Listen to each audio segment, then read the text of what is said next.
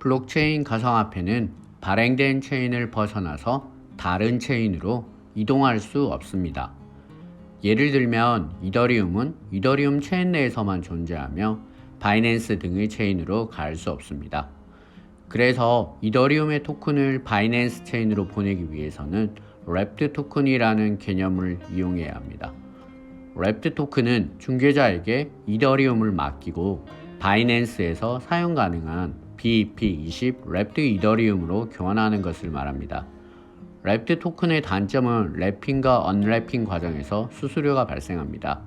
그리고 중개자가 도망을 가거나 하는 등의 중개자 리스크를 가질 수 있습니다. 현재 다른 체인 간의 토큰 자산 이동은 이렇게 중간 과정을 거쳐야 하는 한계를 가지고 있습니다.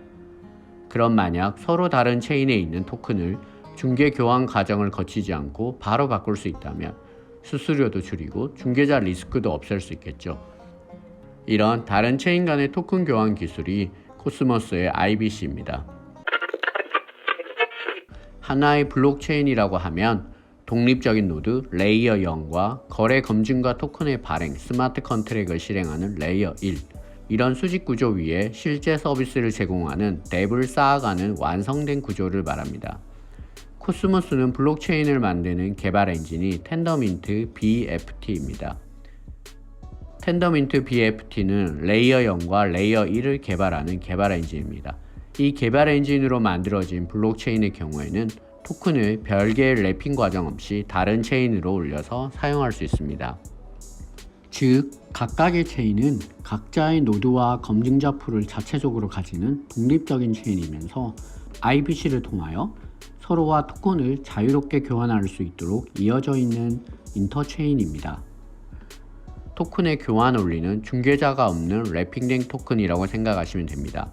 예를 들어 A 블록체인의 가나다 토큰 10개를 B 블록체인으로 이동을 합니다. 그럼 A 블록체인 상에서 가나다 토큰 10개를 더 이상 사용하지 못하도록 정지시킵니다. 그 후 B 블록체인 상에서 가나다 토큰 10개랑 똑같은 수량의 바우처 토큰을 민팅합니다. 그럼 B 블록체인 상에서 바우처 가나다 토큰을 그대로 사용할 수 있습니다. 이렇게 각각 연결되어 있는 체인을 코스모스 생태계 내에서는 존이라고 부르며 존은 허브로 연결이 되어 있습니다. 그리고 허브는 또 다른 허브와 연결이 되어 있습니다. 이런 구조는 마치 현재의 인터넷 ISP와 똑같은 구조입니다. 그래서 코스모스를 블록체인의 인터넷이라고 부르기도 합니다. 이런 텐더민트 BFT 위에 직접 구동되는 랩을 만들기 위한 개발 템플릿으로 코스모스 SDK를 지원합니다. SDK는 개발자들이 손쉽게 앱을 개발할 수 있도록 지원하는 개발 패키지 같은 것으로 마치 우리가 네이버 블로그를 만들 때 코드부터 짜는 것이 아니라 템플릿을 지원받아서 스킨이나 폰트 등만을 선택하도록 되어 있는 블로그 오픈 패키지와 같은 개념입니다. 마지막으로 패깅존이 있습니다. 패깅존은 텐더민트로 개발되지 않은 코인 생태계들과의 연결에 사용됩니다. 예를 들면 이더리움이나 비트코인 등을 코스모스 생태계로 옮겨올 때 사용합니다.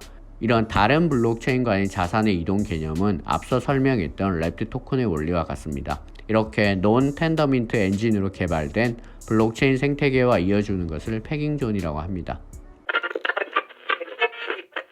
텐더민트 BFT를 통해 개발된 코인은 총 47개이며 D앱은 262개이고 35개의 지갑이 있습니다. IBC 생태계에는 현재 27개의 다른 존이 연결되어 있습니다. 총 IBC 생태계 내의 프로젝트 합은 65빌리언 달러입니다.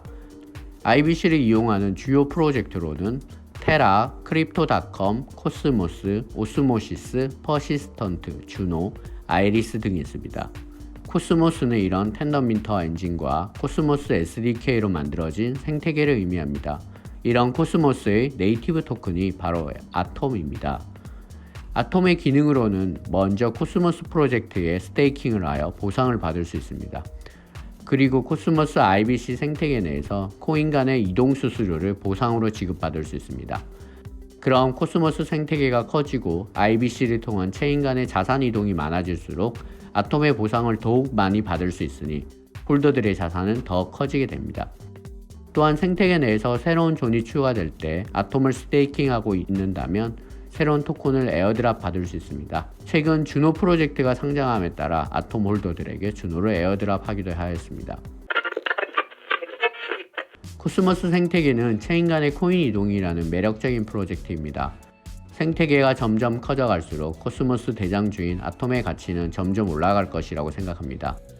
그런데 실제로 IBC를 통한 완전히 다른 체인 간의 코인 이동이 많지 않다는 현실적인 측면도 있습니다. 대부분의 토큰 전송이 코스모스 생태계인 메인 덱스 오스모시스와 대장 프로젝트인 코스모스에 몰려 있는 것을 알 수 있습니다. 그리고 완전히 다른 생태계를 구축한 테라에서 IBC를 통해 넘어오는 양은 전체 테라에서 발생한 트랜잭션의 0.84%밖에 되지 않습니다. 그리고 테라를 제외한 대부분의 프로젝트들은 코스모스 내의 생태계 프로젝트들입니다. 이런 관점으로 본다면 결국 하나의 큰 레이어 1 플랫폼 프로젝트가 D앱을 쌓아가는 것과 크게 다를 것이 없지 않나 라는 생각이 듭니다.